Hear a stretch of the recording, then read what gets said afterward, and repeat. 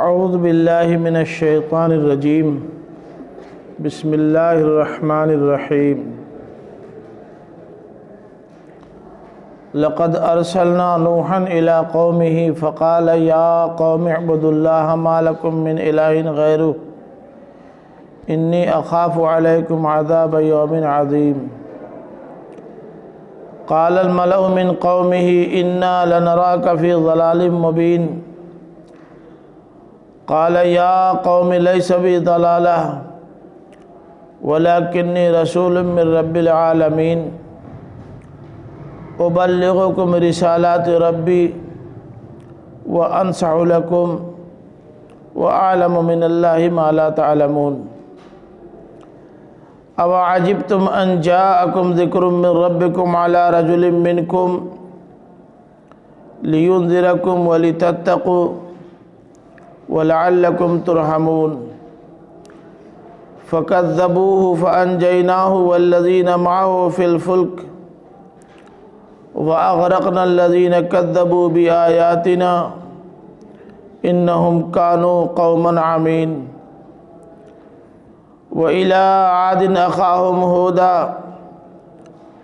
قَالَ يَا قَوْمِ اعْبُدُوا اللَّهَ مَا لَكُم مِّنْ إِلَٰهٍ غَيْرُهُ افلا تتقون قال الملأ الذين كفروا من قومه انا لنراك في سفاهة وانا لنظنك من الكاذبين قال يا قوم ليس بي سفاهة ولكني رسول من رب العالمين ابلغكم رسالات ربي وانا لكم ناصح امين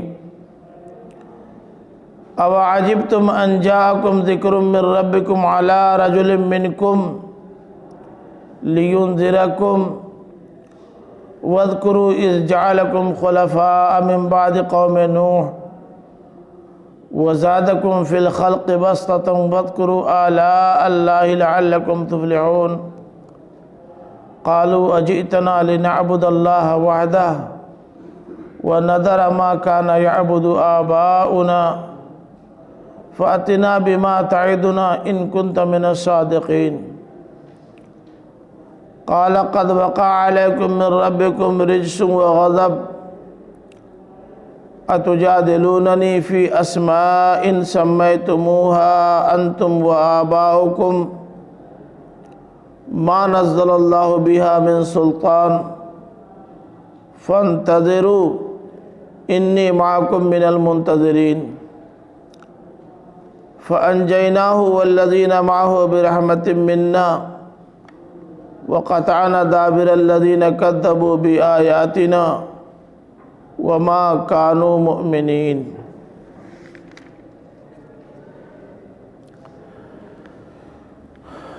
آپ نے دیکھا کہ پیچھے انذار کا مضمون چل رہا تھا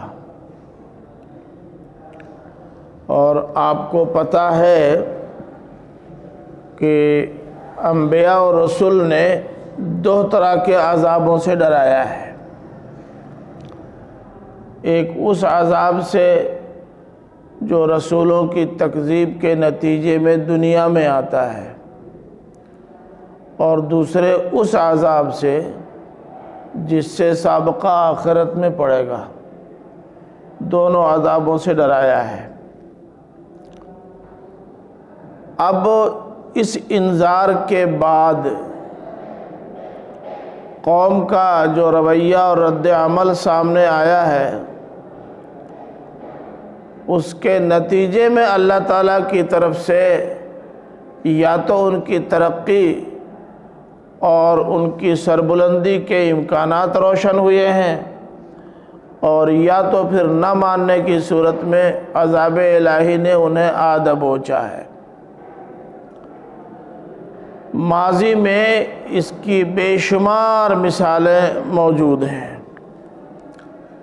یہاں آگے کی آیات میں اللہ تعالیٰ نے ماضی سے کچھ رسولوں اور ان کی قوموں کی مثالیں پیش کی ہیں جن کو آپ تاریخی دلائل سے تعبیر کرتے ہیں۔ تو اب اس انذار کے سلسلے میں کچھ تاریخی دلائل پیش کیے جا رہے ہیں۔ تاریخی دلائل ہمارے سامنے جو بھی آئیں گے ان میں سب سے پرانی دلیل، سب سے قدیم دلیل حضرت نوح علیہ السلام کے زمانے کی ہو سکتی ہے، کیونکہ اس سے پہلے کی تاریخ ہی محفوظ نہیں ہے، نہ مجمل نہ مفصل۔ تو اس لیے عام طور پر آپ دیکھتے ہیں کہ تاریخی دلائل جب سامنے لائے جاتے ہیں قوموں کے انذار کے تعلق سے، ان کے عذاب کے تعلق سے، تو بالعموم گفتگو حضرت نوح سے شروع ہوتی ہے۔ یہاں بھی گفتگو حضرت نوح علیہ السلام سے شروع ہوئی ہے۔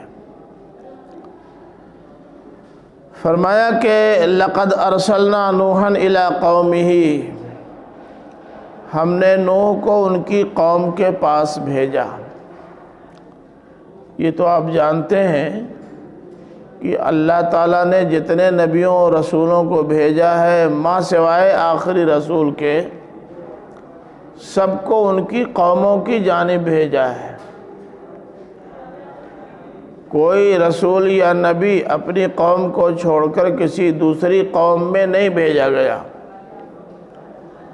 اور اللہ تعالیٰ کی یہ سنت کہ جن کو نبی اور رسول بنا کر بھیجتا ہے اسی قوم میں بھیجتا ہے جس قوم سے تعلق ہوتا ہے۔ اس کی سب سے بڑی حکمت یہ ہے کہ وہ قوم کا گلے سرسبد ہوتا ہے، وہ قوم کا ایک قیمتی سرمایہ ہوتا ہے، وہ قوم کا ایک مستند اور معتمد شخص ہوتا ہے۔ قوم اس کے اخلاق پر، اس کے کردار پر، اس کی گفتار پر، اس کی رفتار پر بھروسہ کرتی ہے۔ تو اگر جانچی پرکھی معتبر شخصیت سامنے آئے اور وہ کوئی دعوت لے کر اٹھے تو امکان زیادہ ہے اس بات کا کہ لوگ اس کی بات مان لیں گے، کیونکہ اس کا تجربہ نہیں کرنا ہے، وہ تو مجرب ہے، اس کا تجربہ بار بار ہو چکا ہے۔ اسی لیے آپ دیکھتے ہیں کہ قوم میں جن کی طبیعتوں میں صالحیت ہوتی ہے وہ یا تو فوراً اس کی دعوت قبول کر لیتے ہیں یا تھوڑے سے تأمل کے بعد قبول کر لیتے ہیں، اور مخالفت وہی کرتے ہیں جو قوم کے سڑے ہوئے لوگ ہوتے ہیں، چاہے وہ سرمایہ دار ہوں، بہت زیادہ نامور ہوں، لیکن طبیعت اور مزاج، اخلاق اور کردار کے لحاظ سے بڑی نچلی سطح پر، نچلی پائیدان پر ہوتے ہیں انکار کرنے والے، ورنہ باقی اور سب لوگ۔ دیکھیے میں ایک مثال آپ کو دے دوں نبی کریم صلی اللہ علیہ وسلم کی، اس سے اندازہ کرنے میں آسانی ہوگی کہ اللہ تعالیٰ نے جب حضرت محمد صلی اللہ علیہ وسلم کو اپنا رسول بنایا اور وہ اپنے گھر گئے گھبرائے ہوئے، اور اس نئے تجربے سے جو حرارت آ گئی، بخار آ گیا، اس کی وجہ سے پریشان تھے، جب تھوڑا طبیعت سنبھلی اور بیوی سے اپنا واقعہ سنایا تو بیوی نے فوراً کہا کہ یہ بات تو طے ہے کہ اللہ تعالیٰ آپ کو ضائع نہیں کرے گا، آپ ایک قیمتی انسان ہیں۔ لیکن فوراً ان کو یہ تشویش لاحق ہوئی کہ یہ ہوا کیا، تو وہ اپنے ایک عزیز ورقہ ابن نوفل کے پاس لے کے گئی، معلوم ہے، اور جب ورقہ ابن نوفل نے کہا کہ یہ تو وہی رسول ہیں جن کے آنے کی پیشین گوئی قدیم آسمانی کتابوں میں کی گئی تھی، وہ خود بھی ایک بڑے عالم تھے، تو حضرت خدیجہ رضی اللہ تعالی عنہ کو ایک سیکنڈ نہیں لگا ان پر ایمان لانے میں۔ کیوں؟ اس لیے کہ ان کی زندگی ان کے سامنے آئینے کے طور پر موجود تھی، اور انہوں نے مانا کہ اگر واقعی اللہ تعالیٰ کو اس زمانے میں رسول بھیجنا ہوگا تو ان سے اچھا انسان رسول ہونے کے لیے ملے گا کہاں۔ یاد ہے نا، ان کے دوست ابو بکر صدیق کو جب پتہ چلا کہ اللہ تعالیٰ نے ان کو رسول بنایا ہے تو کہا کہ آپ ہی ہیں اس لائق کہ اگر اللہ کسی کو رسول بنانا چاہتا ہے تو آپ کو بنائے۔ تاخیر نہیں ہوئی ان پر ایمان لانے میں۔ علی جو آپ کے زیر تربیت تھے، ایک لمبے عرصے سے آپ کے ساتھ لگے رہتے تھے، انہوں نے آپ کی زندگی کو قریب سے دیکھا تھا۔ جب اللہ کے رسول نے کہا کہ بھئی مجھ کو اللہ تعالیٰ نے رسول بنا کر بھیجا ہے، کون میرا ساتھ دینے کو تیار ہوگا؟ تو علی کھڑے ہوئے کہا میں آپ کا ساتھ دینے کو تیار ہوں۔ روایتوں میں آتا ہے عمر کل 11 سال تھی، 11 سال کا لڑکا۔ آپ کے غلام زید آپ کے پاس رہے تھے بہت دنوں تک، آپ کو دیکھا اور پرکھا تھا، بحیثیت اعلیٰ درجے کے انسان کے آپ سے مطمئن تھے۔ جب ان کو معلوم ہوا کہ اللہ تعالیٰ نے رسول بنا کر ان کو بھیجا ہے تو کہا یہی تو رسول بنائے جانے کے قابل ہیں، اور کون ہے؟ تو اب آپ دیکھیں کوئی محنت نہیں صرف کرنی پڑی اور ایک ٹیم مل گئی ساتھیوں کی۔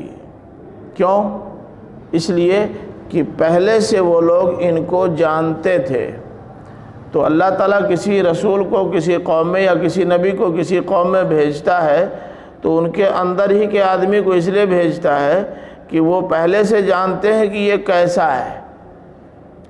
ایمان لانے والوں کو ایمان لانے میں تحمل نہیں ہوتا اور مخالفت کرنے والوں کو مخالفت کرنے کے لیے 100 بار سوچنا پڑتا ہے، مخالفت کریں کیسے؟ اگر کریں گے تو دنیا ہم کو کیا کہے گی، ہماری کیا تصویر بنے گی؟ آپ سمجھ رہے ہیں نا؟ حکمت سمجھ میں آ رہی ہے؟ اب مجھے نہیں معلوم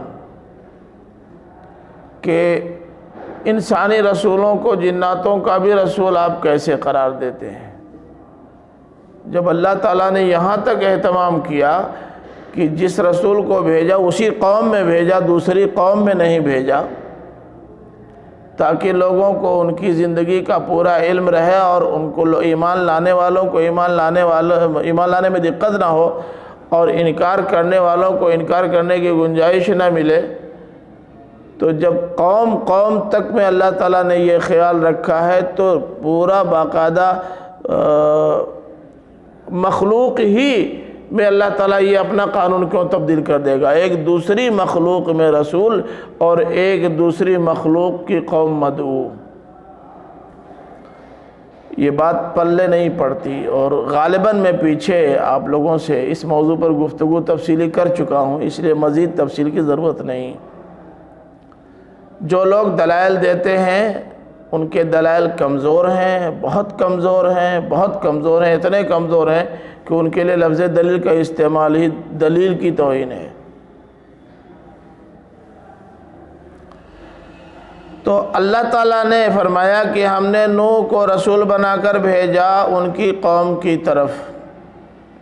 معلوم ہو گیا نا کہ کیوں؟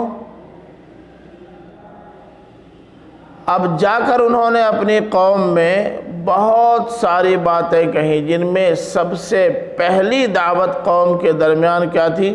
یا قوم اعبدوا اللہ ما لکم من الہ غیرہ، اے میری قوم کے لوگو اللہ کی عبادت کرو، تمہارا اس کے سوا کوئی معبود نہیں ہے۔ یہ تمام انبیاء کی مشترک دعوت ہے جس کو دعوت توحید کہتے ہیں، اور سب سے اولین دعوت ہے دعوت توحید، کیونکہ تمام دعوتوں کا سرچشمہ یہی ہے، یہیں سے رخ متعین ہوتا ہے، یہیں سے آپ کی دعوت میں جان پڑتی ہے، بنیادی کام بھی یہی ہے۔ آپ خود بھی اسی لیے آئے ہیں، اور اگر آپ کو کوئی مشن سونپا گیا ہے تو وہ مشن بھی بنیادی طور سے اسی غرض کے لیے ہوگا کہ اللہ تعالیٰ کی وحدانیت کا اقرار کیا جائے اور اللہ کی وحدانیت کو سارے لوگ تسلیم کرنے والے بن جائیں۔ سمجھا آپ نے؟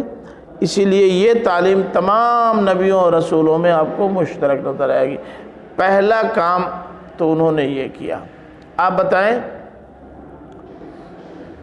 ان کا یہ کہنا کہ اے میری قوم کے لوگوں اللہ کی عبادت کرو، اس کے سوا تمہارا کوئی معبود نہیں، اس میں ان کا کیا فائدہ؟ اب اگر کوئی یہ سوچتا ہے کہ یہ تو اپنے فائدے کے لیے اس لائن پہ سب کو لے چلنا چاہتے ہیں، تو سوچ کے بتاؤ ان کا کیا فائدہ؟ یہ تو دعوت ہی بتا رہی ہے کہ داعی مفاد پرست نہیں ہے، داعی حق پرست ہے۔ اس کا مطلب یہ ہے کہ حضرت نوح علیہ السلام کے زمانے میں بھی اللہ کے علاوہ دوسروں کو معبود بنایا جاتا تھا، تب نہ ضرورت تھی اس دعوت کی، ورنہ کیا ضرورت تھی؟ آج شرک جتنی طاقت و قوت کے ساتھ ہمارے سماج میں موجود ہے، اتنی ہی طاقت و قوت کے ساتھ حضرت نوح علیہ السلام کے زمانے میں بھی شرک موجود تھا۔ سورہ نوح میں آپ تفصیل سے پڑھ چکے ہیں، پڑھا ہے نا؟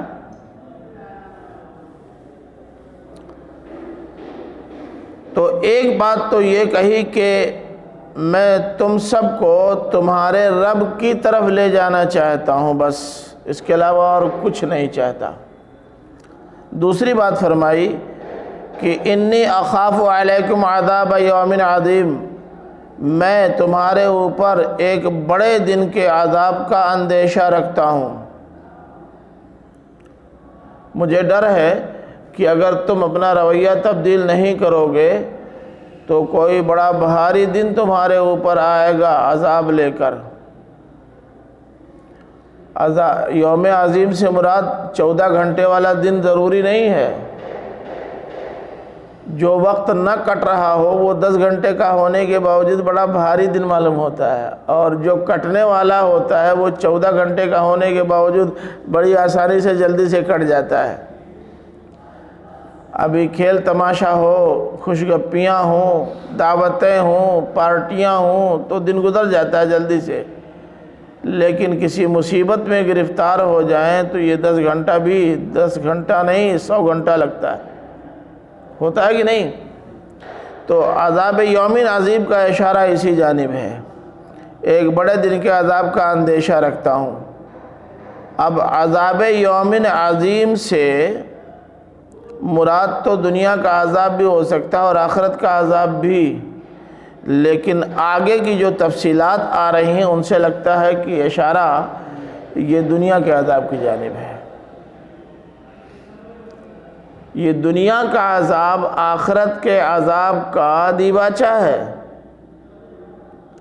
اس لیے اگر دنیا کے عذاب سے بھی ڈرایا جائے تب بھی کہا جا سکتا ہے کہ معاد کا تصور واضح کیا گیا ہے، آخرت کا تصور واضح کیا گیا ہے۔ تو آپ دیکھیں کہ حضرت نوح علیہ السلام کی پہلی دعوت یا دعوت کا پہلا مرحلہ دعوت توحید، دوسرا مرحلہ انذار، دعوت آخرت، دعوت معاد، دوسرا مرحلہ۔ ابھی اپنا ذکر مؤخر رکھا ہے تاکہ یہ نہ کہتے اچھا تو اسی لیے آپ آئے تھے۔ آپ جائیں اور انفاق پہ تقریر کریں اور تقریر کے فوراً بعد رسید نکال کے رکھ دیں، او سمجھ میں آ گیا۔ اگر آپ کو رسید لانا ہی ہے تو وقفہ دیجئے، تھوڑا ٹائم بتائیے، کل پرسوں نرسوں آ جائیے گا، بعد میں آ جائیے گا۔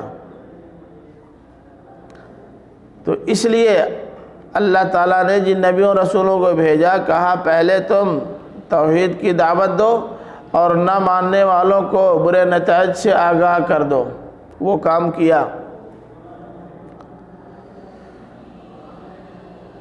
جواب کیا ملا قوم کی طرف سے؟ قال الملأ من قومه انا لنراك في ضلال مبین۔ ملأ پر اس سے پہلے گفتگو ہو چکی ہے، بتائیں گے ملأ کے معنی؟ ملأ کے معنی؟ ہاں جی زور سے بولیے۔ خالی سردار جیسے بہت بڑے بڑے لوگ، حضرت ابو بکر، حضرت عمر، حضرت عثمان،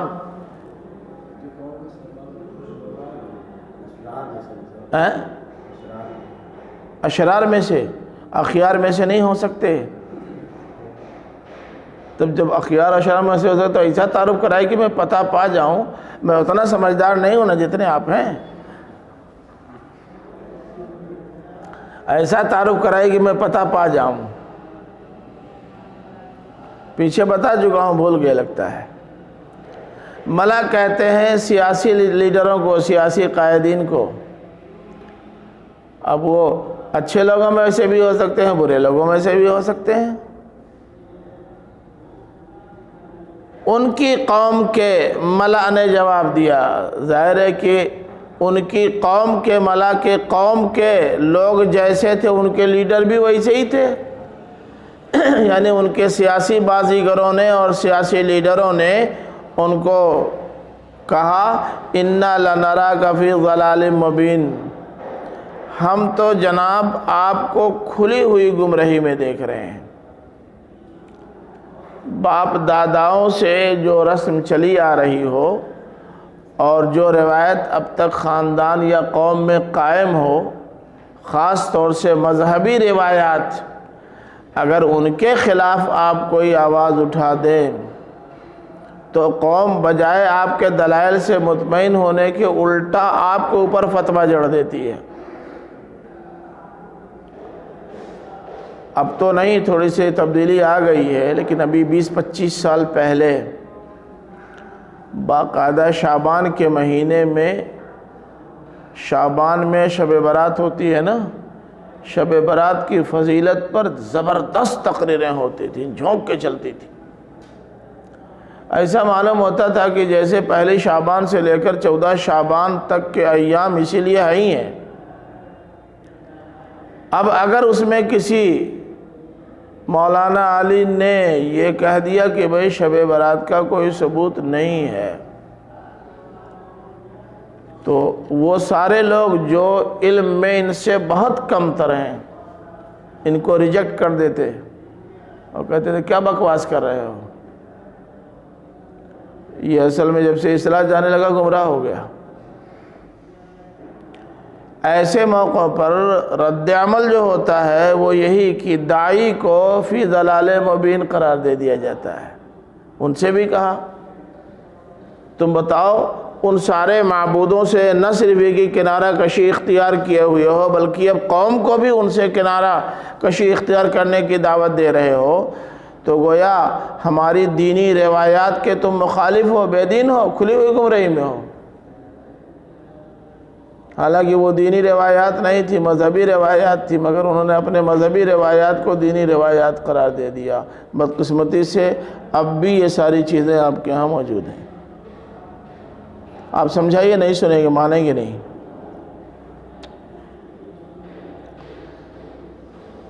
اب جب حضرت نوح علیہ السلام نے اپنی دعوت رکھی تو دعوت کو غلط کہنے کی تو ہمت ہوئی نہیں، توحید کا انکار کرنے کی ہمت نہیں جٹا سکے، اپنی بے عملیوں بلکہ بد عملیوں کو دیکھ کر اپنے نتائج بد سے انکار تو نہیں کر سکے، تو سب سے آسان جو ہوتا ہے وہی وہاں بھی سامنے آ گیا کہ کہنے والے کو، فتویٰ دینے والے ہی کو ریجیکٹ کر دو، مسئلہ حل، یہ قوم میں بے اعتبار ہو جائے گا، اس کی کوئی سنے گا نہیں، ہماری دکان چلتی رہے گی۔ تو انہوں نے یہی کیا۔ اب موقع مل گیا حضرت نوح علیہ السلام کو اپنی حیثیت کا تعارف کرانے کا۔ جب آپ کے سامنے ہم نے دعوت جو رکھی، آپ نے دعوت کے بجائے ہم کو ریجیکٹ کر دیا، تو اب ہمیں اپنا تعارف کرانے کا موقع مل گیا کہ نہیں؟ جواب میں فرمایا یا قومی لیس بی ضلالہ، اے میری قوم کے لوگوں، مجھ میں سرے سے کوئی گمراہی ہے ہی نہیں۔ یہ دعویٰ معمولی دعویٰ نہیں ہے مولوی صاحب، کوئی یہ دعویٰ کر دے مجھ میں کوئی گمراہی ہے ہی نہیں، یہ بہت بڑا دعویٰ ہے۔ لیکن وہ جسے نبی اور رسول ہونا تھا، جس کی نگرانی اور حفاظت اللہ تعالیٰ نے شروع سے کی، اور اس نے اپنے آپ کو بالکل محفوظ رکھا تمام شرور و فتن سے، وہ تو یہ دعویٰ کر سکتا ہے نا۔ تمہارے درمیان پیدا ہونے کے بعد سے آج تک میں رہا، سب سے صالح انسان تم ہم کو قرار دیتے رہے، میرے اندر کوئی ضلالت کبھی تم کو نظر آئی؟ تو پہلی بات تو یہ کہ اس خانے میں ضلالت کے لیے کوئی جگہ نہیں ہے، سمجھا آپ نے؟ ضلالت یہاں نہیں آ سکتی، مجھ میں نہیں ہو سکتی۔ تو ایک تو ان کے الزام کو رد کیا،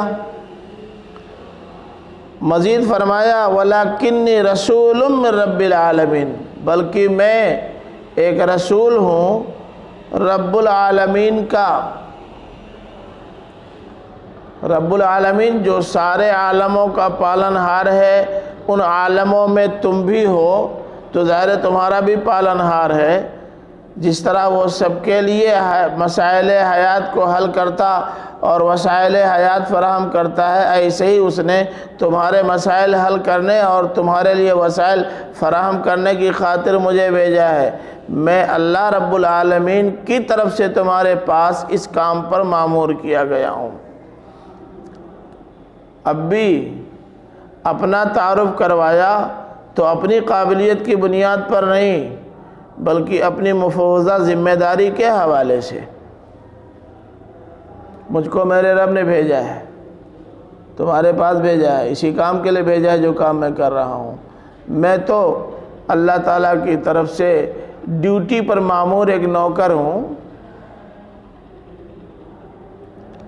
اب آپ بتائیں کہ جو آدمی اپنا تعارف ڈیوٹی پر مامور ایک نوکر کی حیثیت سے کروائے، اس کے اندر غرور کہاں سے آئے گا؟ قوم کی سیادت اور قیادت کا شوق کہاں سے چر رہے گا؟ یہی کہنا ہوتا تو یوں کہتا کہ مجھے اس منصب جلیلہ پر میرے رب نے فیض کیا ہے، یوں کہتا۔ آپ کبھی کبھی کہتے نہیں ہیں کہ میں نے ایک طویل عرصے تک فلاں جگہ اپنی فلاں خدمت انجام دی ہے۔ شریف لوگ، باوقار لوگ اس طرح بات کرتے ہیں۔ چھچھورے لوگ یہ کہتے ہیں کہ فلاں منصب پر میں اتنے عرصے تک فائز رہا ہوں۔ اس کا مطلب یہ ہے کہ وہ اپنا بڑکپن جتانا چاہتے ہیں، ورنہ اس کے لیے خدمت کہنے میں کیا لگتا تھا آپ کو؟ اور میں ایسے ہی خادم نہیں کہہ رہا ہوں، آپ کچھ گڑبڑ مت سمجھ لیجیے گا، رسول کو خادم کہہ دیا۔ ارے بھائی، اللہ کے رسول نے فرمایا رئیس القوم خادمہم، قوم کا رئیس قوم کا خادم ہوتا ہے۔ اللہ کے رسول یا رسولوں کے رئیس ہونے میں شبہ ہے کیا؟ رئیس القوم ہونے میں شبہ ہے؟ تو جب رئیس القوم ہے تو اس کا مطلب خادم القوم ہے۔ تیسری بات، ابلغکم رسالات ربی، میں اپنے رب کے پیغامات تم تک پہنچا رہا ہوں، چاہے توحید کی دعوت ہو، چاہے انذار ہو، چاہے رسالت کا اعلان ہو، یا زندگی سے متعلق دوسرے امور ہوں، جو کچھ میں تمہارے پاس لایا ہوں اللہ تعالیٰ نے بھیجا ہے، اور یہ کہہ کر بھیجا ہے کہ اسے تمہیں لوگوں تک پہنچانا ہے۔ بلغ ما انزل الیک من ربک، یہ میرے رب نے کہا ہے، تو میں تو اس کا ایلچی ہوں، اس کا رسول ہوں، اس کا پیغام بر ہوں، وہ تم تک پہنچا رہا ہوں۔ چوتھی بات، وَأَنصَحُ لَكُمْ، نصحن کے معنی نصحن اور نصیحتن کے معنی خیر خواہ ہونا، خیر خواہی کرنا۔ انصح لکم کے معنی میں تمہاری خیر خواہی کر رہا ہوں، یہ جو دعوت دے رہا ہوں اس دعوت میں میرا کوئی مفاد نہیں ہے، صرف تم سے محبت اور تمہاری خیر خواہی میں یہ بات کہہ رہا ہوں بس۔ حضرت محمد صلی اللہ علیہ وسلم نے اپنے لوگوں سے کہا تھا کہ لا نسألکم علیہ اجرا الا المودۃ فی القربى، میں تم سے اپنی دعوت پر کوئی اجر نہیں مانگتا تمہارا قرابت دار ہوں نا، قرابت دار ہونے کی وجہ سے میری ذمہ داری ہے کہ سب سے پہلے آنے والے خطرات سے تم کو آگاہ کروں، کر رہا ہوں۔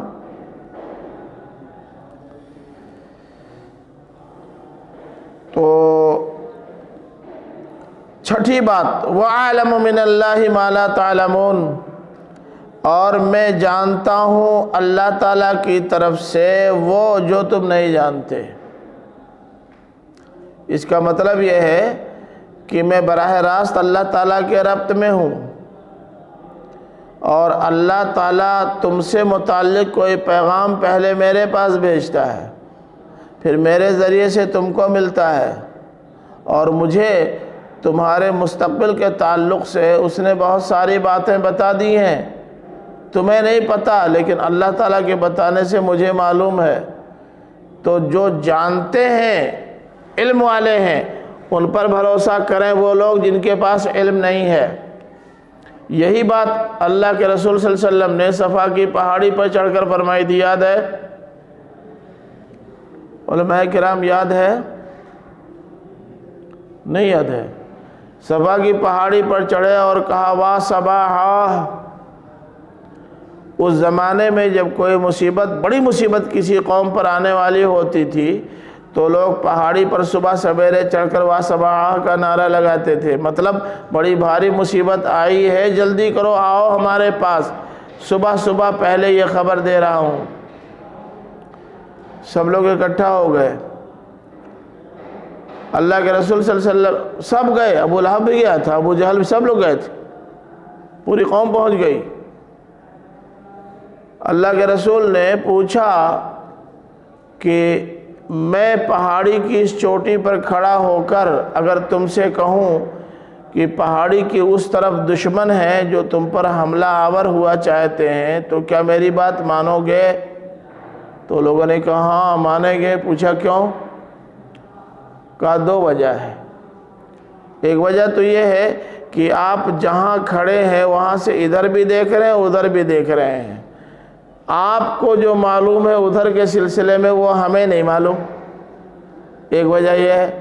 دوسری وجہ یہ ہے کہ ہم نے آپ کو کبھی جھوٹ بولتے نہیں پایا، ہوں گے تبھی آپ کہیں گے کہ دشمن ہے، نہیں ہوں گے تو کہیں گے ہی نہیں۔ کہا اچھا یہ اعتماد ہے؟ کہا ہاں بالکل۔ کہا تو سنو، میں دنیا اور آخرت کی پہاڑی پر کھڑا ہوں، ادھر بھی دیکھ رہا ہوں ادھر بھی دیکھ رہا ہوں، انی عالم ما لا تعلمون، میں جو جانتا ہوں تم نہیں جانتے۔ بس سب کو مرچی لگ گئی۔ تو حضرت نوح علیہ السلام نے بھی یہی بات فرمائی کہ وَأَعْلَمُ مِنَ اللَّهِ مَا لَا تَعْلَمُونَ، اس میں کوئی غرور اور تمکنت نہیں ہے بلکہ امر واقعہ کا اظہار ہے۔ چونکہ میں اللہ تعالیٰ کے رابطے میں ہوں، اللہ تعالیٰ پہلے مجھے بتاتا ہے پھر میں لوگوں کو بتاتا ہوں، تو ظاہر انی عالم ما لا تعلمون تو ہوگا۔ جی کچھ فرما رہے ہیں آپ؟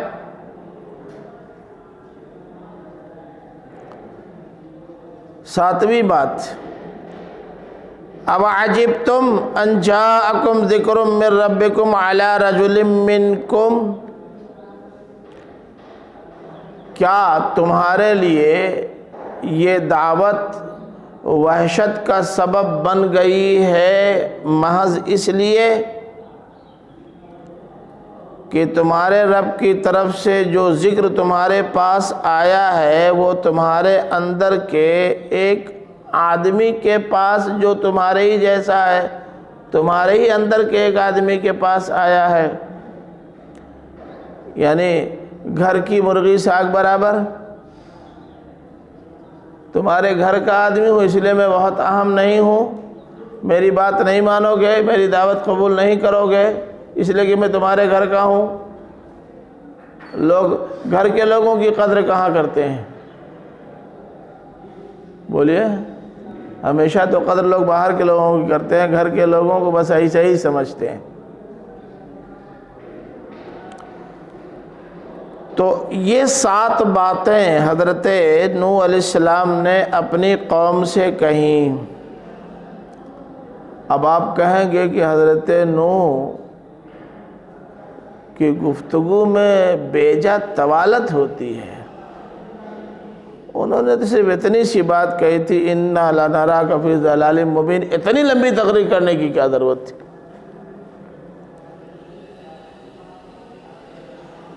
حضرت نوح کوئی بوڑھے آدمی تو تھے نہیں، سمجھدار و ذہین تھے کہ نہیں؟ اب یہاں سمجھدار و ذہین نہ ہوتے تو اللہ تعالیٰ رسول بناتے؟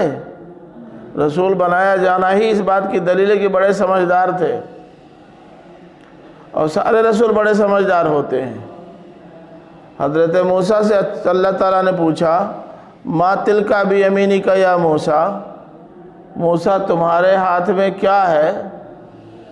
تو جواب میں کیا کہا؟ ہی عصایا، جواب ہو گیا تھا نا، لیکن نہیں، وہ سمجھتے تھے کہ اللہ تعالیٰ کیا کیا پوچھنا چاہ رہا ہے، سنا دیا۔ اتوکل علیہا واحوش بہا علی غنمی ولی فیہا معارب اخری، یہ بیجا طوالت ہے؟ نہیں، سائل کی منشا کو سمجھ کر اس کے مطابق جواب دینا، اگر جواب لمبا ہے تو یہ طوالت پسندی نہیں ہے، یہ سوال کا یا اعتراض کا معقول، مدلل اور مسکت جواب ہے۔ ان کے سوال میں اِنَّا لَنَرَاكَ فِي ضَلَالٍ مُبِينٍ، اس ان کے تبصرے میں جو زہر چھپے ہوئے تھے ان تمام کا علاج ضروری تھا، اس لیے حضرت نوح علیہ السلام نے تقریر تھوڑا لمبی فرما دی۔ اب ایک سوال پیدا ہوتا ہے، کیا ضرورت تھی جناب آپ کو رسول بن کر آنے کی، اور کیا ضرورت تھی اللہ کو رسول بنانے کی؟ ابھی تک کیوں نہیں بھیجا؟ اتنا لیٹ کیوں کر دیا؟ ابا کا زمانہ چلا گیا، دادا کا زمانہ چلا گیا، پردادا کا زمانہ چلا گیا، لکڑ دادا کا چکڑ دادا کا زمانہ چلا گیا، اب کیا ضرورت تھی آنے کی؟ سب جیسے چلے گئے ہم بھی چلے جاتے۔ فرمایا کہ دیکھو، جب تک صالحیت تمہارے سماج میں موجود تھی اور کچھ ڈرنے والے اور اللہ کا تقوی اختیار کرنے والے تھے، تب تک ان کے توسط سے پیغام تم تک پہنچتا رہا۔ اب جب وہ لوگ نہیں رہ گئے تب ضرورت تھی بھیجنے کی۔ آپ کہہ دیں گے کہ تب 1400 سال کا عرصہ گزر گیا، پھر رسول کیوں نہیں آتے؟ آپ بتائیے، کیا یہ وہ زمانہ ہے جہاں ابھی صالحین موجود نہیں ہیں، صالحیتیں موجود نہیں ہیں؟ ہے کہ نہیں؟ تب کیا ضرورت ہے بھیجنے کی؟ تب کیا ضرورت ہے بھیجنے کی؟ اچھا تو کیا بعد میں بھیجے گا؟ نہیں، اب کہا کہ جب صالحین اٹھ جائیں گے تو ہم دنیا ہی اٹھا لیں گے، اب نہیں بھیجیں گے، ہو گیا بہت۔ تو یہ تھا وہ پیغام جو انہوں نے پہنچایا، اور خود بتا دیا لِيُنذِرَكُمْ وَلِتَتَّقُوا وَلَعَلَّكُمْ تُرْحَمُونَ۔ اس آدمی کا تمہاری قوم سے انتخاب اللہ تعالیٰ نے اس لیے کیا ہے تاکہ وہ تم کو ڈرائے، کس سے؟ تمہارے انجام بد سے، کیونکہ جس راہ پر چل رہے ہو اس کا نتیجہ تباہی ہے، نمبر 1۔ نمبر 2، تمہارے اندر اللہ کا ڈر پیدا ہو جائے، تقوی پیدا ہو جائے، اور اللہ کے ڈر سے زندگی گزارنے کا جذبہ و داعیہ پیدا ہو جائے، اس لیے، اور اس لیے کہ اللہ تعالیٰ تم پر رحم کرنا چاہتا ہے، اسی لیے اس نے رحمت کا موقع فراہم کیا ہے۔ جاؤ سمجھاؤ، لوگوں کی سمجھ میں آ جائے گا تو پھر سے ان کو راہ راست پہ ڈال کر دنیا کے لیے ان کو مینار نور بنا دیں گے، یہ مقصد ہے۔ پہلی 2 باتوں کو تو لے کے ذریعے سے بیان کیا، کیونکہ انذار کام تھا رسول کا، اس نے بے کم و کاست، بے چوں چرا اور بغیر کسی لاگ لپیٹ کے انذار کا کام کیا، تقوی کا مضمون کھول کر بیان کر دیا، جو کام ان کا تھا وہ کر دیا، احمد صاحب۔ لیکن رحم کا مستحق بننے کی ذمہ داری آپ کی ہے کہ نہیں؟ رحم کا یا اللہ تعالیٰ کی رحمت کا مستحق بننے کی ذمہ داری قوم کی ہے۔ اگر وہ مستحق بننا چاہتے ہیں بنے، مستحق نہیں بننا چاہتے ہیں باڑ میں جائیں۔ لیکن ان جناتوں سے بہت کم امید ہے کہ یہ لائن پہ آئیں گے، اس لیے اللہ کے ذریعے اس کو بیان کیا۔ ہوا وہی کہ کہاں لوگ لائن پہ آئے، لائن پہ آئے ہوتے تو ایک تھوڑی سی تعداد کو چھوڑ کے باقی سارے لوگوں کو ڈبونا پڑتا، غرقاب کرنا پڑتا۔ اب تھوڑا سا رک کے سوچئے، حضرت نوح علیہ السلام کا اسلوب خطاب ملاحظہ کیجئے۔ یا قومی، یا قومی، اے میری قوم کے لوگوں، چچا، دادا، بابو، بھیا، بیٹا، بھتیجے، بھانجے، یا قومی میں جو پیار ہے، جو عنایت ہے، جو توجہ ہے، جو رس ہے، وہ ہر صاحب ذوق محسوس کر سکتا ہے کہ نہیں؟ اور ایک ان کی طرف سے دیکھیے، اِنَّا لَنَرَاكَ فِي ضَلَالٍ مُبِينٍ، معلوم ہوتا ہے جسے اوپر سے پتھر گرا رہے ہیں۔ چچا، بھتیجے، بیٹا، بابو، میری قوم کا نوجوان، کچھ بھی نہیں، بس ڈائریکٹ اِنَّا لَنَرَاكَ فِي ضَلَالٍ مُبِينٍ جملہ ہی بتا رہا ہے کہ ان کے دلوں میں ان کے تعلق سے نفرت ہے، اور ان کا اسلوب بتا رہا ہے کہ ان کے لیے ان کے دل میں محبت ہے۔ ہوتا ہے کہ نہیں؟ آپ کے سماج میں بہت سارے لوگ ہیں جو بیٹوں کو مخاطب بناتے ہیں تو کہتے ہیں بیٹا ذرا سنو، اے للوا سن۔ کتنا فرق ہے دونوں میں، کتنا فرق ہے۔ پھر کہتے ہیں کہ یہ نالائق ہماری سنتا نہیں، نافرمان ہے، ہم سے محبت نہیں کرتا، بڑا محبت آمیز لہجہ تھا، یہ آپ کا کیوں محبت کرنے لگے؟ ارے بھائی، محبت چاہنے کے لیے محبت دینی پڑتی ہے نا۔ محبت نہ دینے والے محبت نہیں چاہتے، مگر قربان جائیے رسولوں پر کہ نفرت پانے کے باوجود ان کی محبت میں کوئی کمی نہیں آتی۔ ہم لوگ ہوتے تو اب تک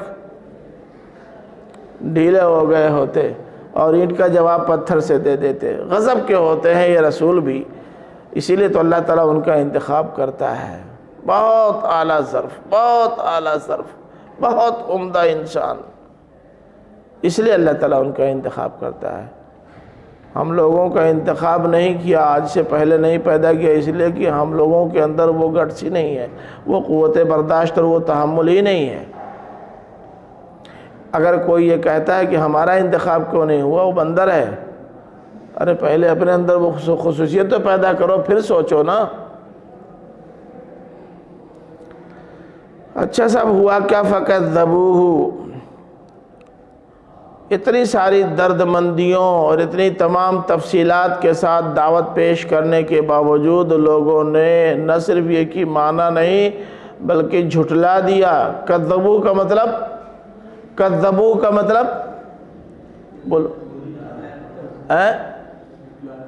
کیا جھٹلا دیا؟ یہ تو میں نے بھی پہلے کہہ دیا۔ فَكَذَّبُوهُ،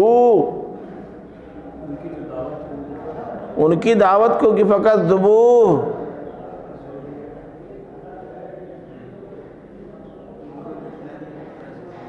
انہوں نے اپنا تعارف کروایا رسول کی حیثیت سے نا،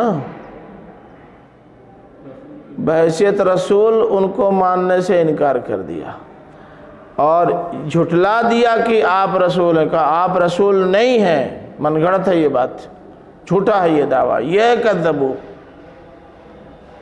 رسول کے دعوی رسالت کو جھوٹا قرار دیا، جھوٹا دعویٰ، یہ کذبو۔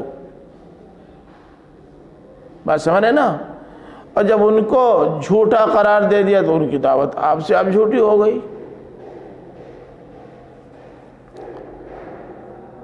تو جب یہاں تک بات پہنچ گئی کہ لمبے اور طویل عرصے تک سمجھاتے سمجھاتے سمجھاتے سمجھاتے قرآن نے بتایا ہے کہ 50 کم 1000 برس تک وہ اپنی قوم میں دعوت دیتے رہے.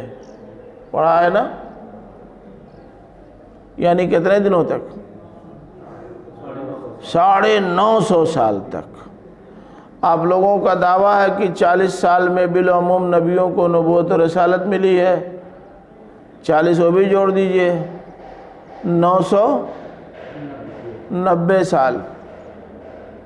اور جب یہ کہا اس کے فوراً بعد مار دیا. پتہ نہیں کتنے دنوں زندہ رہے ہوں گے. میرا خیال ہے کہ جو باغ لگایا تھا اس کا پھل کھانے کا کچھ تو ٹائم دیا گیا ہوگا. 10 سال جوڑ لیجئے تو 1000 سال سے زیادہ وقت ملا ان کو، جس میں سے 950 برس تک صرف دعوت کے مشن میں لگایا. غضب کی شخصیت تھی حضرت نوح علیہ السلام کی. 950 سال تک معمولی یہ سمجھانا، ان کو سمجھانا جن کو سمجھاتے سمجھاتے سمجھاتے سمجھاتے خالی 40 جوڑا ایمان لایا. اگر حدیث کی بات درست مان لے تو 40 جوڑا سمجھاتے 950 برس تک سمجھاتے سمجھاتے 40 جوڑا، لیکن سمجھانا بند نہیں کیا. کیا اسٹیمنا تھا حضرت نوح علیہ السلام میں. تب اللہ تعالیٰ نے اس چیز کو سامنے لانا مناسب سمجھا جس سے حضرت نوح لوگوں کو ڈرا رہے تھے. فرمایا کہ تو ہم نے نوح اور اس کے ساتھ ایمان لانے والوں کو کشتی میں نجات دلا دی، یعنی کشتی میں سوار کر کے ان کو نجات دلا دی. وَأَغْرَقْنَا الَّذِينَ كَذَّبُوا بِآيَاتِنَا، اور جن لوگوں نے ہماری آیات کی تکذیب کی تھی ہم نے سب کو غرق کر دیا. اب یہاں کذبوا کے ساتھ بھی آیاتنا ہے. اس کا مطلب یہ ہے کہ بڑے عذاب کے آنے سے پہلے کئی بار تنبیہی جھٹکے اللہ تعالیٰ نے دیے تھے، لیکن جب جھٹکا آیا تو جلدی سے کنکنا کے توبہ کی، اور جیسے ہی جھٹکا گیا تو کہنے لگے تو ہوتا رہتا ہے، کوئی نئی بات. انہم کانوا قوما عمین، یہ اندھے لوگ تھے. اندھے ان کو سجائی نہیں دیتا تھا کیا؟ دل کے اندھے تھے. یہ عمیون کی جمع ہے نا، عمون ہے، عمیون کی جمع عمون ہے نا. یہ عمون ان کو بھی کہہ سکتے ہیں جو آنکھ کے اندھے ہیں، اور ان کو بھی کہہ سکتے ہیں جو دل کے اندھے ہیں. لیکن یہاں ظاہر ہے کہ جو پس منظر ہے اور جو سیاق و سباق ہے، جو تفصیلات ہیں، وہ بتا رہی ہیں کہ عبداللہ کی بات صحیح ہے کہ یہ آنکھ کے اندھے تھے کہ نہیں، مگر دل کے اندھے ضرور تھے. سمجھا آپ نے؟ حضرت نوح علیہ السلام کی 950 سالہ دعوتی زندگی کو اللہ تعالیٰ نے سمیٹ دیا ہے کتنے میں؟ 1 2 3 4 5 6 7 8 8.5 سطروں میں. 950 برس کی زندگی 8.5 سطروں میں، یعنی 100 سال پہ ایک سطر بھی نہیں لگایا. کیا تعارف ناقص ہے؟ مکمل نہیں ہوا. تفصیل نہیں ہے لیکن تکمیل تو ہے.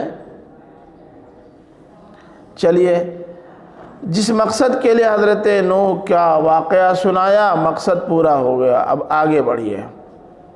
یہ ہے تاریخی دلیل. دیکھ لو، قوم نوح کو اٹھا کر دیکھو اور ان کی قوم کو اور خود نوح کو دیکھ لو. یہ ایک آئینہ ہے اہل ایمان کے لیے بھی، اور ایک آئینہ ہے انکار کرنے والوں کے لیے بھی. ایمان لانے والے ایسے ہی بچا لیے جائیں گے، اور نہ ماننے والے، ضد پہ اڑے رہنے والے ایسے ہی تباہ کر دیے جائیں گے اگر آخری رسول کی دعوت پر بھی ایمان نہ لائے تو. ہے نا؟ دوسری دلیل وَإِلَىٰ عَادٍ أَخَاهُمْ هُودًا، یہاں بھی ہے لَقَدْ أَرْسَلْنَا إِلَىٰ عَادٍ أَخَاهُمْ هُودًا، اور ہم نے قوم عاد کے پاس بھی ان کے بھائی ہود کو بھیجا۔ اب یہاں اخاہم کہہ دیا ہے، لگتا ہے کہ حضرت نوح نے جو اپنی قوم کی طرف جا کر کے دعوت دی تھی، یعنی ارسلنا نوحًا الی قومہ، نوح کو ان کی قوم کی طرف بھیجا، ان کی قوم کی طرف سے لگا ایسا کہ جیسے وہ باہر کے آدمی نہیں تھے، اندر کے تھے۔ کیوں؟ اب اسی بات کو ذرا سا اسلوب بدل کر کے یوں کہہ دیا ہے کہ ان کے بھائی ہود کو بھیجا۔ ان کا بھائی ان کے اندر ہی کا ہوگا نا، بات وہی ہے جو وہاں آئی ہے، بس اسلوب ذرا سا بدلا ہوا ہے۔ اب آپ کہیں گے کہ یہاں اخ کا لفظ استعمال کیوں ہوا؟ ارے بھائی سب لوگ، تم لوگ بھی آج تک کہتے چلے آ رہے ہو، حضرت آدم کے بعد نوح کو سب سے بڑا دادا مانتے ہو، تو اللہ تعالیٰ اخ کیوں استعمال کرے؟ کیا ضرورت ہے؟ اور باقی سب کو تو تم نبیوں اور رسولوں، باقی تمام نبیوں اور رسولوں کو ایک دوسرے کا بھائی قرار دیتے ہو، تو اللہ تعالیٰ نے کہا چلو جو تمہارے یہاں معروف ہے وہی اسلوب اختیار کیا جائے۔ قال یا قوم اعبدوا اللہ ما لکم من الہ غیرہ، ٹھیک وہی دعوت توحید جو حضرت نوح نے دی تھی، حضرت ہود نے بھی دی۔ افلا تتقون، کیا تم ڈرتے نہیں؟ وہی بات جو اوپر آئی تھی، انی اخاف علیکم عذاب یوم عظیم، میں تم پر ایک بڑے دن کے عذاب کا اندیشہ رکھتا ہوں، اسی کو یوں کہہ دیا افلا تتقون، کیا تم ڈرتے نہیں؟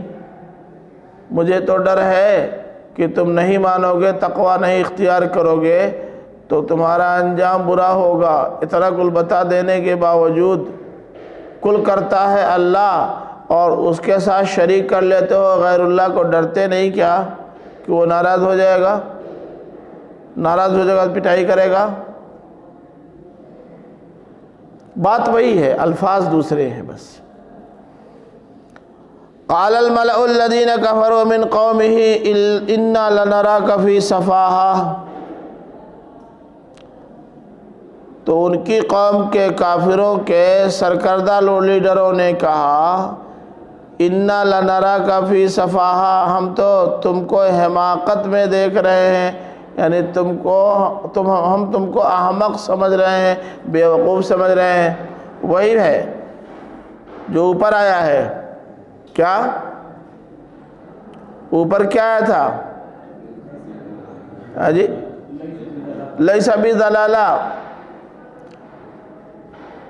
نہیں وہ وہاں بھی تو ہے انا لنراک فی ضلال مبین، انا لنراک فی ضلال مبین، ہم تم کو کھلی ہوئی گمراہی میں دیکھ رہے ہیں۔ اب ان کی قوم نے تھوڑا سا اور آگے بڑھ کر کے محض گمراہی نہیں احمق تک قرار دے دیا، تم بوڑم ہو، بدھو ہو، الو ہو۔ کیوں بھائی یہ خطاب نیا سا کیوں دے دیا؟ فی ضلال مبین کافی نہیں تھا؟ فی صفاحتن یہ بتا رہا ہے کہ وہ یہ کہنا چاہتے ہیں کہ جناب آپ جو کر رہے ہیں وہ کریں گے تو آپ کو بہت ساری زحمتوں کا سامنا کرنا پڑے گا، پتہ نہیں اپنے مقصد میں کامیاب ہوں گے یا نہیں، لیکن دھکے تو کھانے پڑیں گے۔ اور جس راہ پر آپ چل رہے تھے اور رسول ہونے سے پہلے پوری قوم کے سب سے معتبر، سب سے بڑی شخصیت آپ مانے جاتے تھے، اب بتائیے کہ ایک مسلم حیثیت اپنے ہاتھوں گنوا کر سارے لوگوں کی دشمنی مول لینے والا احمق ہی نہ ہو سکتا ہے؟ کیا ضرورت تھی آپ کو یہ؟ اکابر امت حضرت ابراہیم علیہ السلام نے جب اپنے باپ سے کہا کہ ایک اللہ کو مانو غیر اللہ کو چھوڑ دو، تو اس موقع پر بھی لوگوں نے کہا تھا مہا الو ہے۔ ملک کے سب سے بڑے مذہبی رہنما کا بیٹا، اس کے بعد اسی کو گدی ملے گی، پھولوں کی سیج پہ رہے گا، عطر میں نہائے گا، بیگمات قدموں میں رہیں گی، اس کو چھوڑ کر در در کی ٹھوکر کھانا اس نے اپنے مقدر میں لکھ لیا۔ الو ہے نا بیوقوف، یہی ان سے بھی کہا۔ اور حضرت ہود علیہ السلام کوئی معمولی آدمی نہیں تھے، یہ قوم بڑی سرمایہ دار تھی، یہ قوم بڑی مضبوط تھی، طاقتور تھی، یہ قوم فنکار تھی، فن تعمیر کی امام تھی، اور اس قوم کے اندر کا وہ ایک روشن چشم چراغ تھا۔ طوطی تو ایسے ہی بولتا تھا اس خاندان کا، کیا ضرورت تھی اس کو اس مصیبت اور جھنجھٹ میں پڑنے کی، احمق ہے، بدھو ہے۔ تو انہوں نے یوں کہہ دیا اِنَّ لَنَرَاكَ فِي سَفَاهَةٍ، تم مجھ کو بالکل الو لگتے ہو۔ وَإِنَّا لَنَظُنُّكَ مِنَ الْكَاذِبِينَ، اور ہم تم کو سمجھتے ہیں جھوٹوں میں سے۔ کیا مطلب؟ کیا مطلب ہم تم کو جھوٹوں میں سے سمجھتے ہیں؟ یعنی یہ بات صحیح نہیں ہے کہ اللہ نے تم کو رسول بنا کر بھیجا ہے، یہ بات صحیح نہیں ہے، جھوٹ بولتے ہو تم۔ رسول بنا کر بھیجنا تو تم ہی تھے، اور کوئی نہیں ملتا تھا، آسمان سے فرشتے کیوں نہیں بھیج دیے؟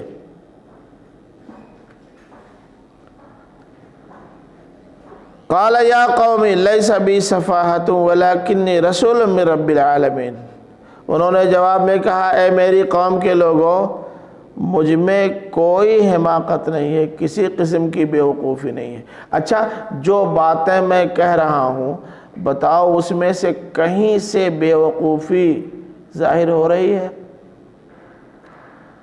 آسمان اور زمین کو پیدا کس نے کیا؟ من خلق السماوات والارض، اللہ نے۔ من انزل من السماء ماء، آسمان سے پانی کون نازل کرتا ہے؟ اللہ۔ آگ ہوا پانی وغیرہ کا انتظام کون کرتا ہے؟ اللہ۔ اور جن کو تم پوج رہے ہو معبود بنائے بیٹھے وہ کیا کرتے ہیں؟ کچھ نہیں۔ اب اتنی معقول بات کرنے والا بیوقوف ہے، یہ بیوقوفی ہے؟ اچھا بتاؤ میرے اندر کون سی بیوقوفی، میں نے کون سی بات کہہ دی ہے جو بیوقوفی پر مبنی ہوتا ہے؟ بتاؤ تو کون سی بات؟ بس اب چونکہ تم کو ماننا نہیں ہے اس لیے تم خالی بیوقوف قرار دے کر کے اپنا الو سیدھا کرنا چاہتے ہو۔ سنو، وَلَكِنِّي رَسُولٌ مِّن رَبِّ الْعَالَمِينَ، بلکہ میں رب العالمین کا رسول ہوں۔ بالکل وہی دعوت جو اوپر گزری ہے، بس تھوڑا الفاظ بدلے ہوئے ہیں بس۔ یہاں بھی دیکھیے آپ ان کا یہ دھماکہ، قال الملأ الذين كفروا من قومه إنا لنراك في ضلال مبين وإنا لنظنك من الكاذبين، ڈائریکٹ اوپر سے پتھر گرا دیا بھاری برگمزہ۔ اور حضرت ہود علیہ السلام کا درد دیکھیے، یا قومی، اے میری قوم کے لوگوں، ان کے اسلوب سے نفرت کا اظہار ہو رہا ہے، حضرت ہود علیہ السلام کی قوم سے کی زبان سے محبت کا اظہار ہو رہا ہے۔ نبیوں اور رسولوں کے ہاں ایسے ہی رس ٹپکتا ہے۔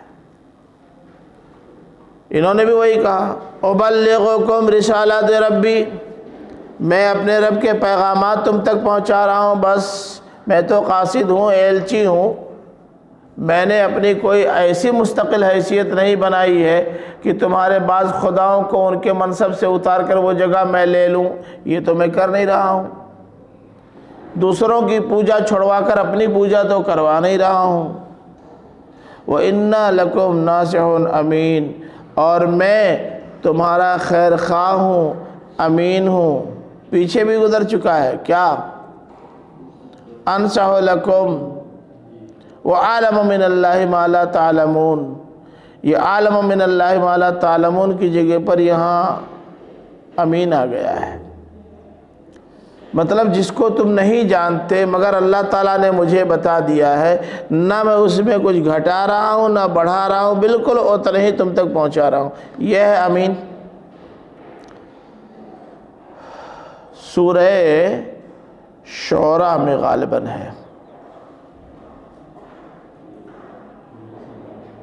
آیت نمبر 43 کھولیے۔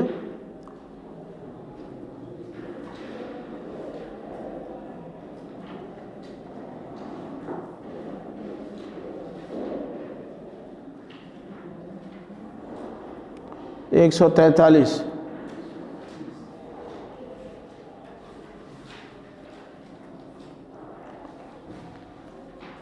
مل گئی؟ وہاں ناصح امین کی جگہ پر رسول امین آیا ہے۔ اس کا مطلب کیا ہوا؟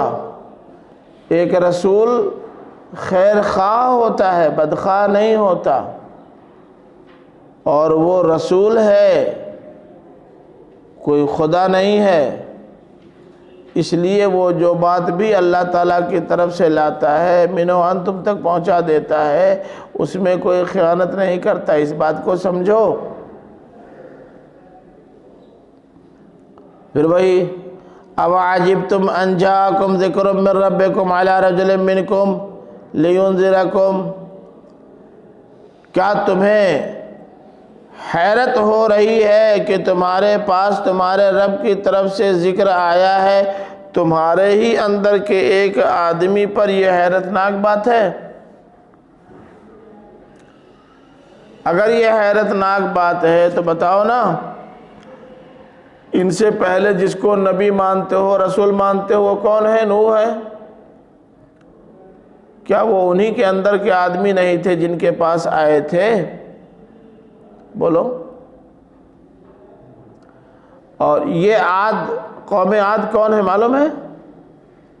یہ کون ہے؟ حضرت نوح علیہ السلام کی اولادوں میں ایک سام بھی ہیں، دول میں پڑھا ہے آپ نے؟ یہ سب سامیون نسل ہیں، انہی کی اولاد ہیں۔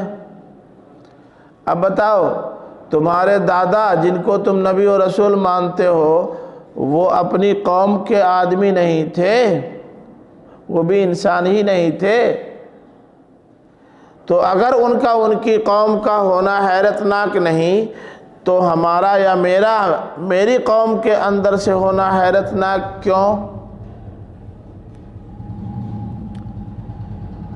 رسول کس لیے آتا ہے معلوم ہے؟ انذار کرانے کے لیے، ڈرانے کے لیے۔ اس کے لیے سب سے زیادہ موضوع وہی ہو سکتا ہے جو تمہارے اندر کا ہو، کیونکہ وہ جو خیر خواہی دکھائے گا وہ خیر خواہی دوسرا نہیں دکھا سکتا۔ اپنا آدمی جتنا خیر خواہ ہو سکتا ہے، دوسرا اتنا خیر خواہ نہیں ہو سکتا۔ یاد ہے اللہ کے آخری رسول حضرت محمد صلی اللہ علیہ وسلم نے کیا کہا تھا؟ ان الرائد لا یکذب اہلہ واللہ لو کذبت الناس جميعا ما کذبتکم ولو غررت الناس جميعا ما غررتکم واللہ الذی لا الہ الا ہو انی لرسول اللہ الیکم خاصۃ وإلی الناس کافۃ۔ میاں رائد جھوٹ نہیں بولتا، رائد ہی جھوٹ بولنے لگے تو قومیں اور قافلے سب تباہ ہو جائیں۔ میں رائد ہوں، میں کیسے جھوٹ بول سکتا ہوں؟ تو یہ انذار کرنے کا کام میرا ہے۔ میں اس لیے انذار کر رہا ہوں کہ نتائج بد تمہارے سامنے آنے سے پہلے تمہاری آنکھیں کھل جائیں اور بقول عبداللہ کے دل کی آنکھیں کھل جائیں، یہ مقصد ہے۔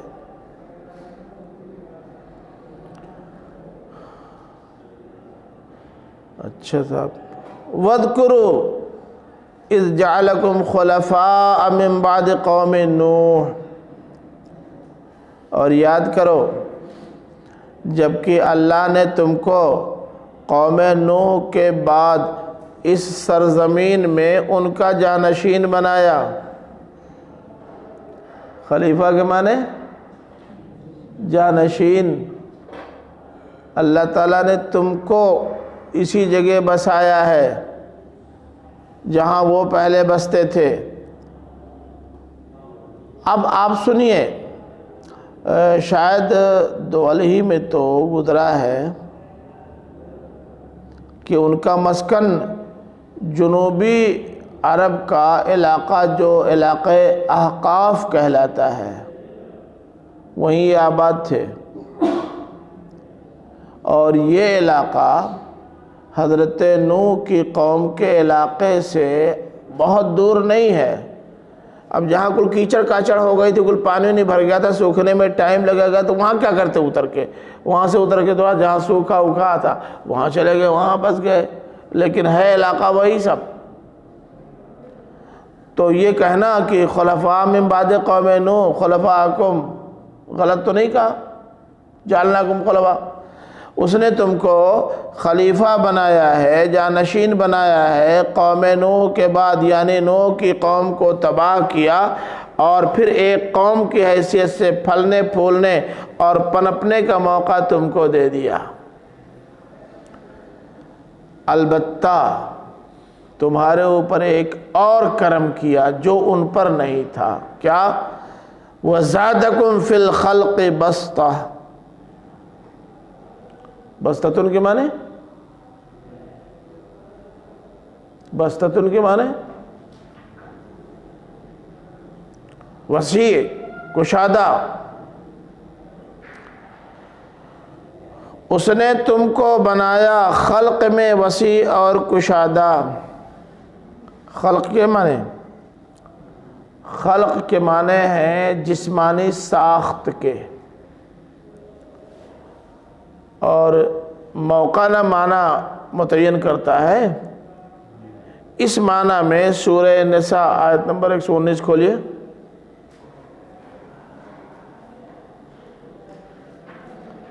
سورہ نساء آیت نمبر 119۔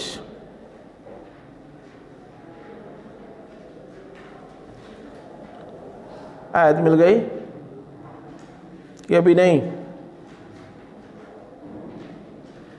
آیت مل گئی۔ ابلیس نے کیا کہا تھا انسانوں کے تعلق سے؟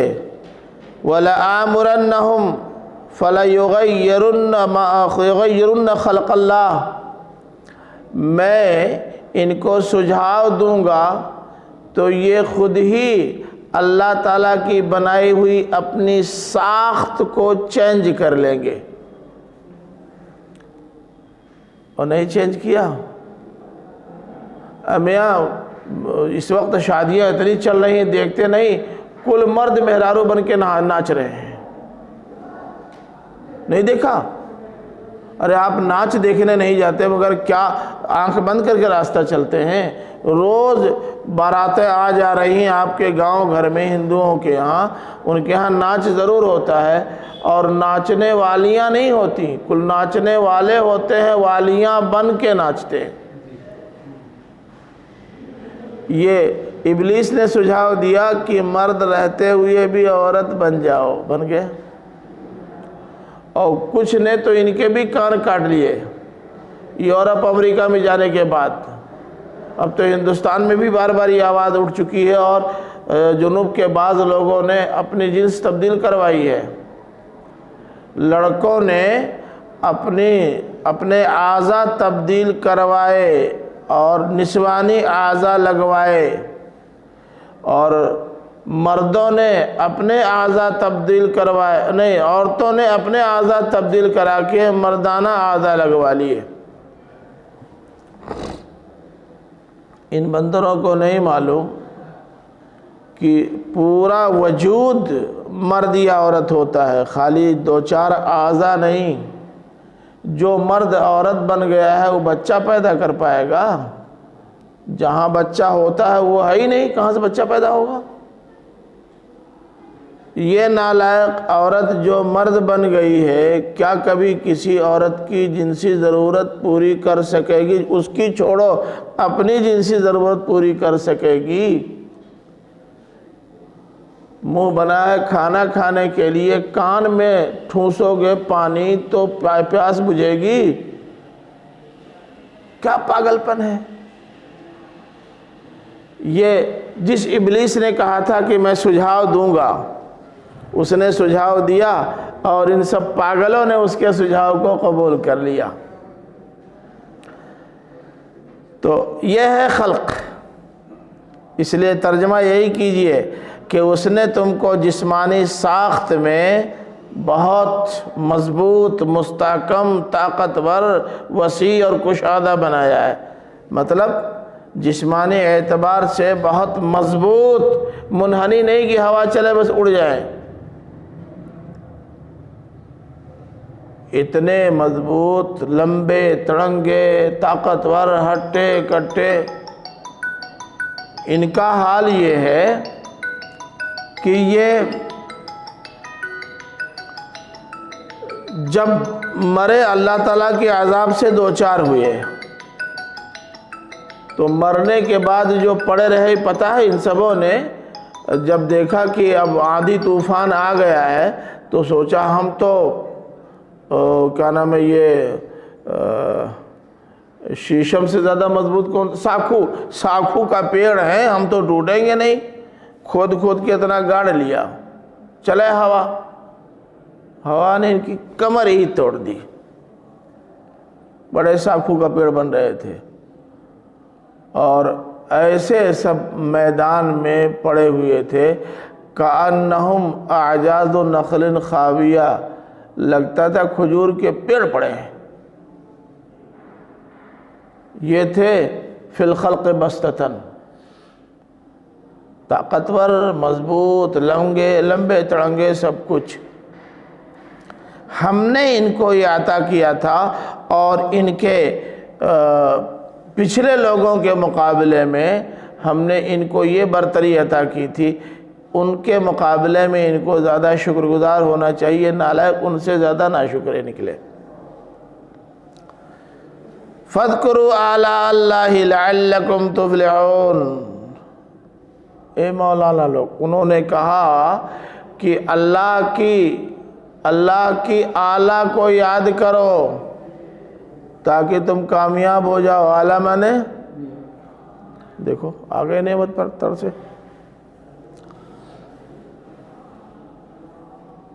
یہ لغت کی کتابوں میں بھی اور تفسیروں میں بھی آلہ کے معنی نعمت لکھا ہوا ہے بس۔ اچھا چلو ٹھیک ہے، سورہ رحمان کھولو۔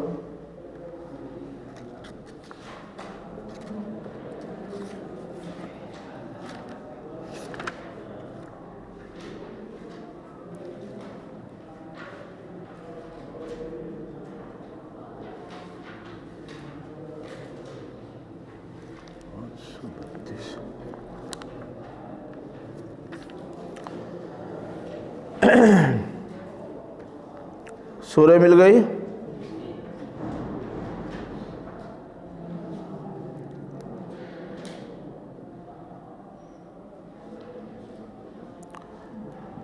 سَنَفْرُغُ لَكُمْ، آیت نمبر 31 دیکھو، سَنَفْرُغُ لَكُمْ أَيُّهَا الثَّقَلَانِ، اے انسانوں اور جناتوں کی جماعت، کر لو بےہودگی، بس ہم تمہارے لیے فارغ ہی ہوا چاہتے ہیں، ابھی بھرتا بناتے ہیں۔ فَبِأَيِّ آلَاءِ رَبِّكُمَا تُكَذِّبَانِ، تو تم اپنے رب کی کن کن نعمتوں کو جھٹلاؤ گے؟ یہ بھرتا بنانے کی دھمکی نعمت ہے کیا؟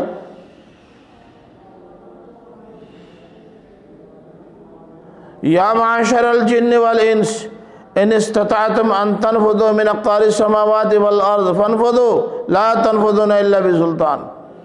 اے انسانوں اور جناتوں کی جماعت، اگر تمہاری ماں نے دودھ پلایا ہے تو آسمانوں کی دسترس سے باہر نکل کے جا کے دکھاؤ، تو آسمانوں اور زمین کے اس کی سرحدوں سے باہر نکل کے جاؤ دکھاؤ، تو تم آسمانوں اور زمینوں سے باہر جا نہیں سکتے، تمہاری یہ مجال نہیں۔ فَبِأَيِّ آلَاءِ رَبِّكُمَا تُكَذِّبَانِ، یہ کون سی نعمت ہے؟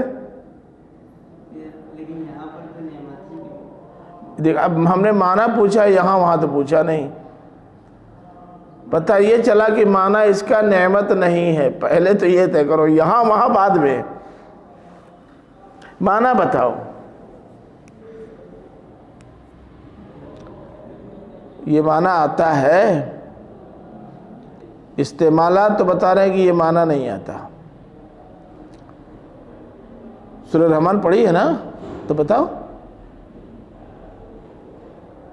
مولانا فرائی نے اس لفظ کی تحقیق کی ہے اپنی کتاب مفردات القرآن میں، اور بہت سارے کلام عرب اور اشعار وغیرہ سے استدلال کر کے بتایا ہے کہ اعلیٰ کا معنی اصلاً یہ نہیں ہے، نعمت نہیں ہے، بلکہ اصلاً کرشمہ ہے۔ کرشمہ، شان، کارنامہ، عجوبہ، یہ ہے اصلاً اس کا معنی۔ اب یہ الگ بات ہے کہ اس کی شان کبھی نعمت کی صورت میں ظاہر ہوتی ہے، کبھی نقمت کی صورت میں، یہ ایک الگ بات ہے۔ اللہ تعالیٰ کا کرشمہ کبھی رحمت کی صورت میں ظاہر ہوتا ہے، کبھی زحمت کی صورت میں، یہ ایک الگ بحث ہے۔ تو اس لیے معنی جو صحیح ہے وہ رکھو۔ لغت میں بھی غلط لکھا ہے،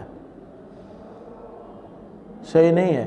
استعمالات عرب اس کے خلاف ہیں، اور قرآن مجید نے تو خود چیلنج کر دیا ہے کہ یہ معنی صحیح نہیں ہے۔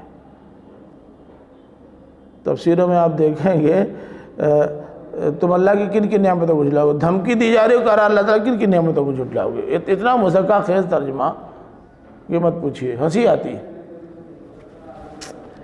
ایسا نہیں، فرمایا کہ تم اللہ تعالیٰ کے کن کن کرشموں کو، اس کے کن کن عجائب کو، اور اس کی کن کن شانوں کو جھٹلاؤ گے۔ یہ بھی اللہ تعالیٰ کی شان ہے۔ اے مولوی صاحب، کہ نوح کی اولاد کو آپ نے نہیں دیکھا ہے، اینچنی کا لڑکا، ایسے نہیں دیکھا ہے؟ اور نہ دیکھا ہو تو دیکھ لو، ہر گاؤں میں مل جائیں گے 10-5۔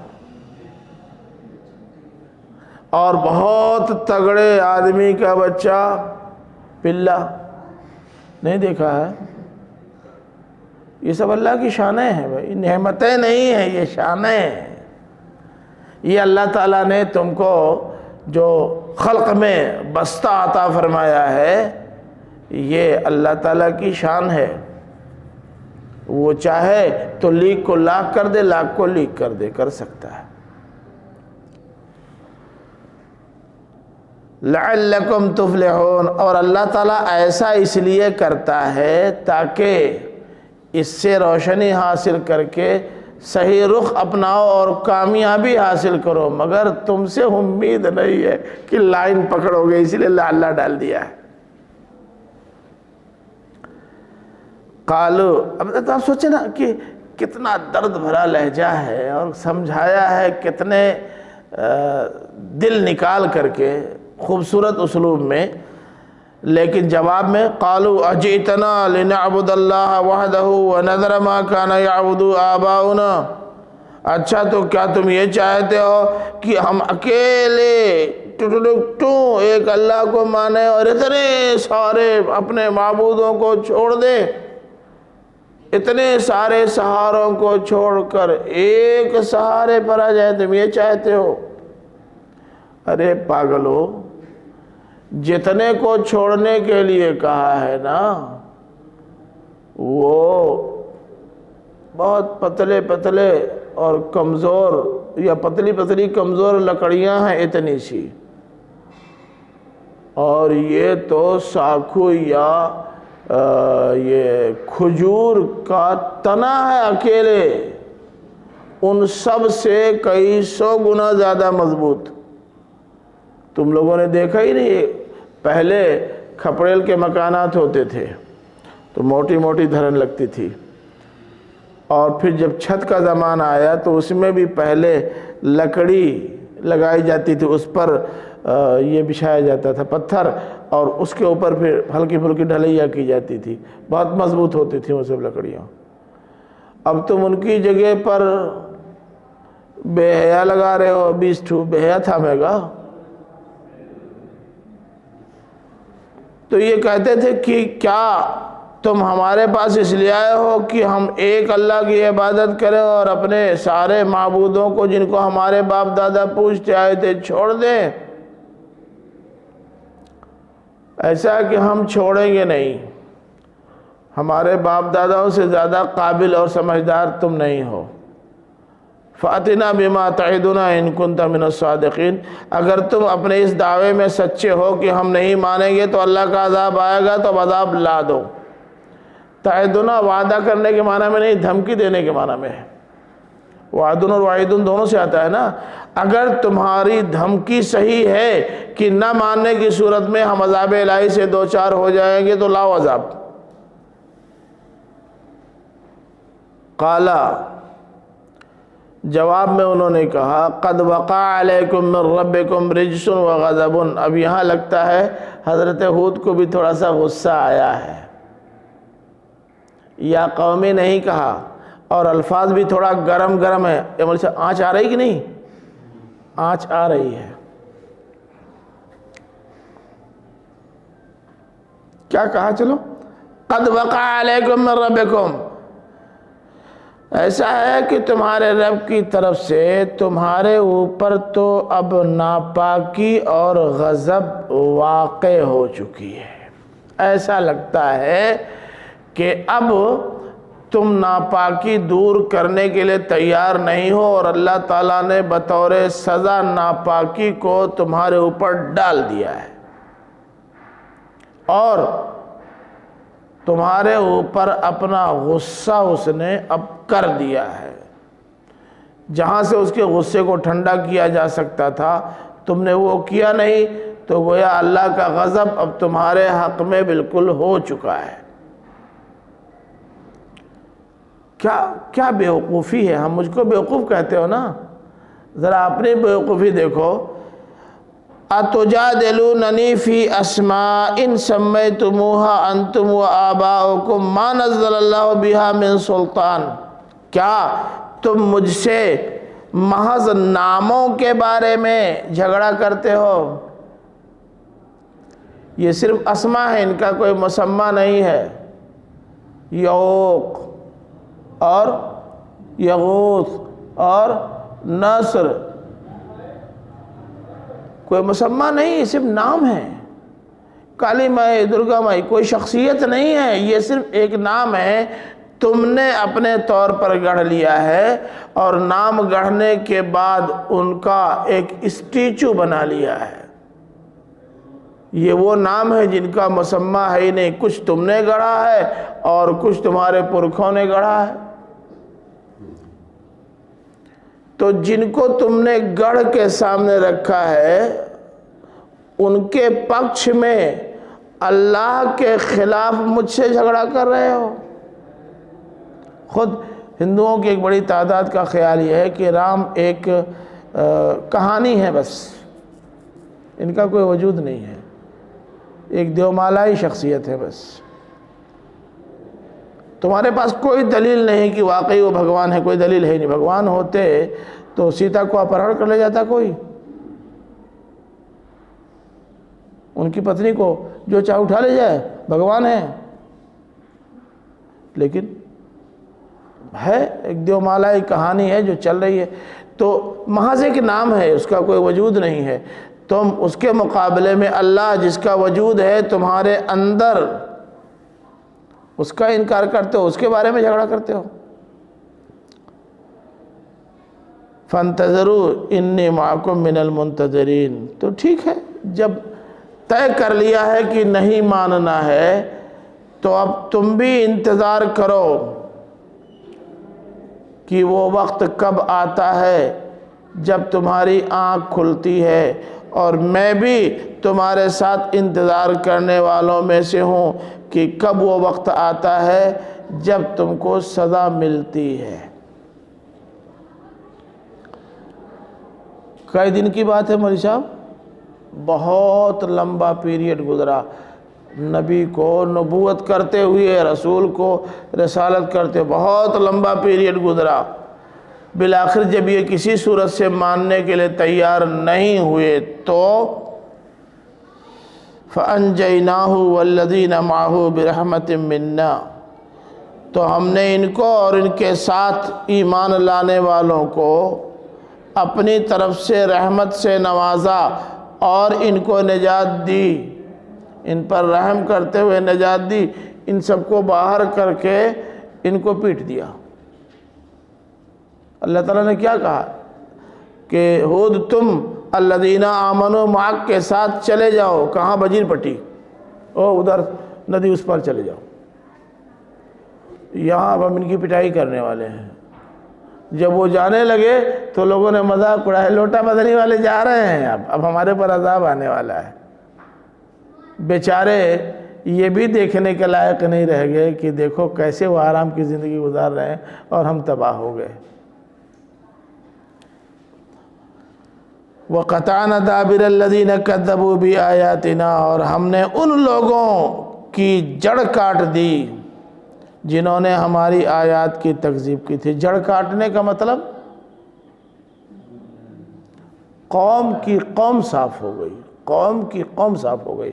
اے مولوی صاحب، دادا، لڑکا، پوتا، پڑ پوتا کل صاف ہو گئے، مرد عورت سب چلے گئے، سالے بہنوئی سب،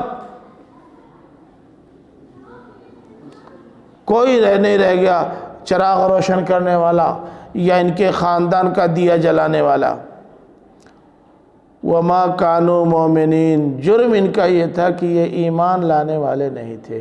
ایمان لانے والے ہوتے تو اس سزا سے دوچار نہ ہوتے۔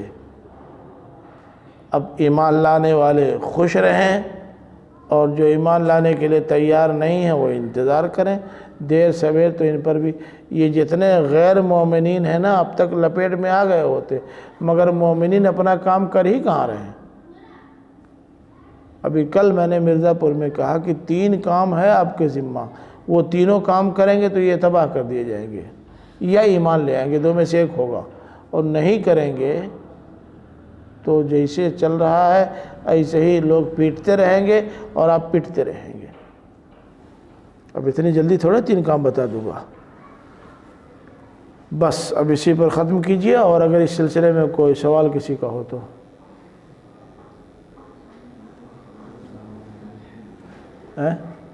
وآخر دعوانا الحمد للہ رب العالمین۔